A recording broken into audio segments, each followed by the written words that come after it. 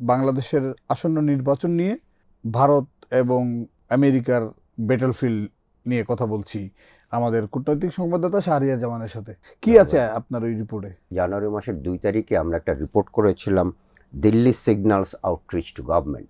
সেখানে আমরা যেটা বলার চেষ্টা করেছি যে জয়শঙ্কর সাহেব ঢাকায় আসলেন, এসে খালেদা জিয়ার ফিউনারেলে পার্টিসিপেট করলেন, and he also had a meeting with Tarique Rahman, বিএনপির চেয়ারপারসন। সেই সময় তার পরের দিনে রাজনাথ সিং, তাদের ডিফেন্স মিনিস্টার, আমাদের হাই কমিশন ইন দিল্লি, সেখানে গিয়ে কন্ডোলেন্স বুকে সই করলেন। তো সেটা দেখে আমাদের কাছে কেন জানি না মনে হচ্ছিল, এবং আমরাও বিশ্লেষকদের সাথে কথা বলে যেটা সে সময় একটা রিপোর্ট করেছিলাম, যে দিল্লি সিগন্যাল দিচ্ছে নেক্সট গভর্নমেন্টকে, এবং possibly next government is BNP. আমরা একটা রিপোর্ট করেছি ইউএস ওয়ার্মস টু জামাত। এটার শুরুটা যদি আমি দেখি, যে জানুয়ারি মাসের 22 তারিখে ওয়াশিংটন পোস্টে একটা অডিও ক্লিপের উপর ভিত্তি করে একটা রিপোর্ট তারা করে। সেখানে তারা বলার চেষ্টা করে যে তারা জামাতের সাথে সম্পর্ক রাখছে এবং তারা চায় যে জামাতের সাথে বন্ধুত্বপূর্ণ সম্পর্ক। এবং এর পরবর্তীতে আমরা যেটা দেখলাম, যে জামাতের বিভিন্ন নেতৃস্থানীয় ব্যক্তিরা তাদের বিভিন্ন পাবলিকলি, আমি আবারও শব্দটা ব্যবহার করছি, নট প্রাইভেটলি, পাবলিকলি তারা বলছে যে তারা ইউএসের সাপোর্ট পেয়েছে এবং ইউএসের সাপোর্টের মাধ্যমে তারা সরকার গঠন হয়তো বা করবে। দুটোর যদি আমি একটুখানি বড় একটা ফ্রেমে দেখতে চাই, যে বাংলাদেশে বিএনপিকে সিগন্যাল দিচ্ছে ইন্ডিয়া, আর জামাতের ভাষ্যমতে, জামাতের নেতাদের ভাষ্যমতে তাদেরকে সিগন্যাল দিচ্ছে US. That is the whole story. BNP কিন্তু কখনো এই ধরনের কোনো আকার ইঙ্গিত সিগন্যাল দেয়নি, কিন্তু জামাত নেতাদের কথাবার্তায় কিন্তু বোঝানো হচ্ছে তাদের পাশে ইউএসএ আছে। এইটা কি জামাত ডেটোরেন্সের জন্য করছে, বা কোনো ধরনের অ্যাডভান্টেজ নেওয়ার জন্য এটা তারা নিজে থেকেই জানাইতে চাচ্ছে? এটা ম্যাচিউরিটির অভাব। প্রাইভেট ডিসকাশনে যদি ইউএসদের সাথে জামাতের কোনো নেতৃস্থানীয় ব্যক্তির কোনো প্রাইভেট ডিসকাশন হয়ে থাকে, আপনি সেই জিনিস বাইরে বলবেন না। That's the deal. বাট অডিওটা লিখতে তো আর জামাত করেনি, কিন্তু জামাতের নেতারা আকারে ইঙ্গিতে বোঝানোর চেষ্টা করছে তাদের পাশে আমেরিকা আছে। অন্য পার্ট, বাট কিন্তু জামাতের নেতৃস্থানীয় ব্যক্তিরা যেটা বলার চেষ্টা করছে, যে তাদের সাথে ইউএস অফিসিয়ালদের কথাবার্তা হচ্ছে, যোগাযোগ হচ্ছে, এইটা বলার বিষয় না। অ্যাটলিস্ট পাবলিক ডোমেইনে তো নাই। আপনার সঙ্গে বিভিন্ন দেশের দূতদের সাথে, রাষ্ট্রদূতদের সাথে মিটিং হচ্ছে, সেটার আপনি জেনারেল একটা যে স্বার্থ সংশ্লিষ্ট বিষয়ে কথা হচ্ছে, বা পারস্পরিক বাণিজ্য বৃদ্ধি, অর্থনৈতিক সমৃদ্ধি বৃদ্ধি, রাজনৈতিক যোগাযোগ, এইগুলো আপনি বলতে পারেন, এগুলো খুব জেনারেল। কিন্তু বাংলাদেশের রাজনীতিবিদদের আমরা আগেও দেখছি, ইলেকশনের আগেই তারা সবাই মিলে দল বেঁধে ওয়েস্টার্নদের কাছে যায়, কেউ ইন্ডিয়ানদের কাছে যায়। এইটা আমার মনে পড়ে, আমি ওই প্রেস কনফারেন্সে অ্যাটেন্ড করেছি 2018 সালে। মার্শা বার্নিকাট যখন বাংলাদেশ থেকে চলে যাচ্ছেন, তখন ফেয়ারওয়েল প্রেস কনফারেন্স, সেইখানে উনি যেটা বলেছিলেন, যে ইউএস অ্যাম্বাসেডারের লিভিং রুমে পলিটিক্যাল লিডাররা রুটিনলি সেখানে যেত এবং পলিটিক্যাল ডিল হতো সেখানে। So you see it's nothing new. মানে এই দেউলিয়াপনাটা কেন? দেউলিয়াপনা কারণ অতীতে তো দেখা গেছে যে এইরকম যারা ইউএস অ্যাম্বাসেডারের ড্রয়িং রুমে বা লিভিং রুমে গিয়েছেন, তারা তো অনেক বছর ইউএসএ তাদেরকে ক্ষমতায় বসাইতে পারে নাই। হ্যাঁ, এগ্রিড। কিন্তু এখানে এন্ড অফ দ্য ডে যে পিপুলের যে পালস, প্রবাবলি আমাদের পলিটিশিয়ানরা পিপুলের পালসের থেকে বেশি নির্ভর করে হচ্ছে গিয়ে বিদেশি শক্তিরা তাকে এসে ক্ষমতায় বসিয়ে দেবে। এটা এর আগেও আমরা দেখেছি, যে আপনি যদি খেয়াল করে দেখেন, যে বিগত আওয়ামী লীগ সরকারের আমলেও একটা পার্টিকুলার দেশের উপরে, ভারতের উপরে তাদের যে নির্ভরশীলতা, সেটা কোনো নাথিং সিক্রেট ইন ইট।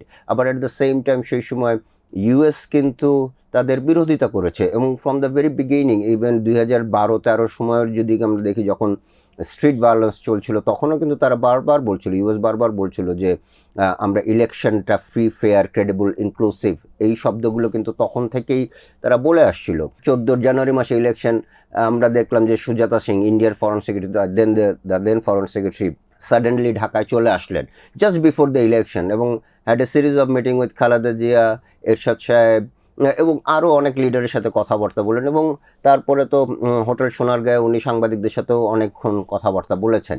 তো সেগুলো যদি আপনি খেয়াল করে দেখেন, সেই নির্ভরশীলতা তো ছিলই।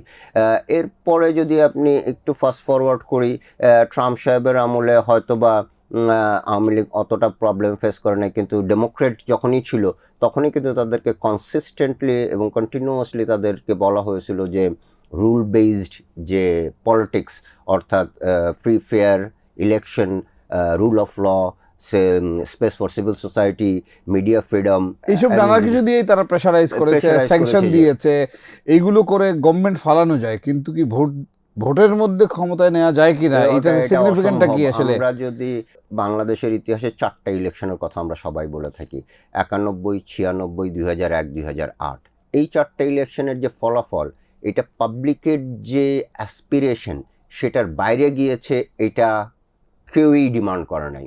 বরঞ্চ পাবলিক এই 4টা ইলেকশনকে আপহোল্ড করে এবং তারা এখনও বলে these are the 4 best elections that Bangladesh has ever had. তো আমি যদি সেই কনটেক্সটে বলি যে end of the day it's people's choice. না, তাহলে জামাত এই প্রচারণাটাতে ফুয়েল দিয়া কি অ্যাডভান্টেজ নিতে চায়? তাদের কি কোনো বেনিফিট হবে আসলে? কোনো ক্লিয়ার না। যে আপনি যেটা প্রথমে বললেন যে বিএনপি কিন্তু তাদের মোরলেস ইটস ওপেন বলতে আমি বোঝাচ্ছি যে ইন্ডিয়া কিন্তু লুকায়নি। ইন্ডিয়ার যদি আপনি ওদের বিভিন্ন ধরনের অ্যাক্টিভিটিসগুলো দেখেন, জয়শঙ্করকে বাংলাদেশে পাঠানো অথবা রাজনাথ সিংকে হাই কমিশনে যাওয়া, এই জিনিসগুলো যদি আপনি খেয়াল করে দেখেন, তারা তাদের যে পছন্দের যে জায়গাটা সেটা কিন্তু তারা পরিষ্কার করেছে। অন দ্য আদার হ্যান্ড বাংলাদেশের পক্ষ থেকে বিএনপি কিন্তু কখনোই আগ বাড়িয়ে ভারত সম্পর্কে কোনো মন্তব্য করে, বিএনপির জায়গা থেকে খুবই রিস্কি গেম। কারণ ওইখানে হলে আবার একটা সমস্যা আছে যে ভোটের এতে এটা নেতিবাচক প্রভাব পড়তে পারে, কারণ বাংলাদেশে এটা অ্যান্টি ইন্ডিয়ান সেন্টিমেন্ট কাজ করে। অন্যদিকে জামাত খুবই বেশি মাত্রায় তারা ইউএস তাদের পক্ষে রয়েছে, এইটা বেশি মাত্রায় প্রচারণা চালাচ্ছে। এইখানে কি ইউএস অ্যাম্বাসেডরকে বলতে হলো আমরা কোনো সাইড নিব না, এবং এটাই তাদের স্ট্যান্ড। এবং এটাই স্ট্যান্ড, সে ফর এক্সাম্পল বাংলাদেশে যদি ইলেকশনে জামাত না যেতে, তাইলে কি ইউএস কি করবে? না, জামাত না যেতে জামাত অপোজিশনে যাবে। ইউএস অপোজিশন এবং রুলিং পার্টি বোথ সাইডে তারা এনগেজমেন্ট রাখে, এবং এটাই হয়। সব পলিটিশিয়ানদের সাথেই কিন্তু তাদের যোগাযোগ থাকে।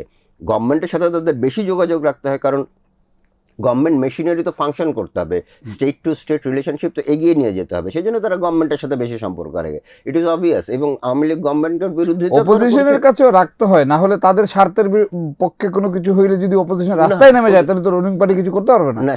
সেটা একটা আছে। আর এইটা বিদেশিরা যেটা চায় যে তারা তাদের ন্যাশনাল ইন্টারেস্টকে পারসিউ করে, তাদের ন্যাশনাল ইন্টারেস্ট পারসিউ করার ক্ষেত্রে অপোজিশনের সাথে যোগাযোগ রাখাটা কোনো ব্যারিয়ার না। As a matter of fact এটা হেল্পফুল।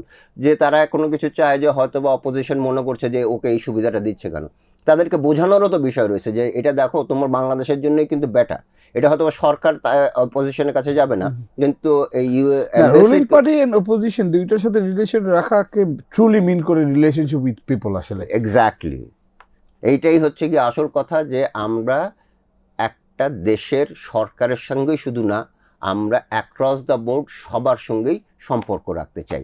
দ্যাট রিফ্লেক্টস যে ইভেন আপনি যদি ইন্ডিয়ান সিস্টেমেও দেখেন, লিডার অফ দ্য অপোজিশনের সঙ্গে বিদেশি ডিগনিটারি যখন আসে, তখন এটা দেখা করাটা তাদের জন্য ম্যান্ডেটরি। যে কাজটা আসলে ইন্ডিয়া করতে পারে নাই এত বছর, তারা কিন্তু তখন শুধু একটা পার্টির সাথে সম্পর্ক রাখছে, অপোজিশনের সাথে সম্পর্ক রাখলে হয়তো এক বাস্কেটে সব ডিম যাইতো না। এইটাও একটা বড় জিনিস, এবং probably they learn their lesson. এবং এখন তো দেখছি যে তারা রিচ আউট করছে সমস্ত অ্যাক্রস দ্য বোর্ড, সব পলিটিক্যাল পার্টিগুলোর সাথে রিচ আউট করছে, জামাতের সঙ্গেও তারা কথা বলছে, এবং I am pretty much sure এনসিপির সঙ্গে কোনো না কোনো একটা স্টেজে তাদের কোনো একটা লেভেলে তাদের যোগাযোগ, তারা সবারই সঙ্গে যোগাযোগ রাখবে, এটাই খুবই স্বাভাবিক, কারণ তাদেরও তো অনেক ইন্টারেস্ট রয়েছে। এবং যেটা আপনি পয়েন্ট আউট করলেন যে আওয়ামী লীগের সাথে সম্পর্ক রাখলেই যে তাদের ইন্টারেস্ট একদম নিরবিচ্ছিন্নভাবে সবসময় অব্যাহত থাকবে, that is not the case. Probably এটা উল্টো রেজাল্ট দেবে, অ্যান্টি ইন্ডিয়ান সেন্টিমেন্ট আরও বেশি বাংলাদেশে গ্রো করবে।